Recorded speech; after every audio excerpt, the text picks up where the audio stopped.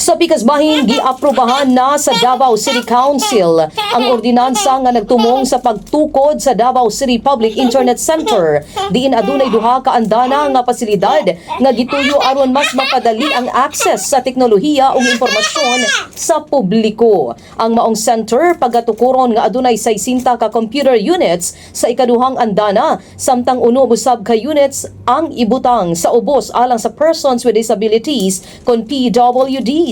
Sumala ni Councilor Bonds Andre Militar, ang chairperson sa Committee on Information Technology, ang proyekto magpadayon sa libre nga serbisyo sa internet o computer use nga kasamtangang ginahatag sa Davao City Library and Information Center.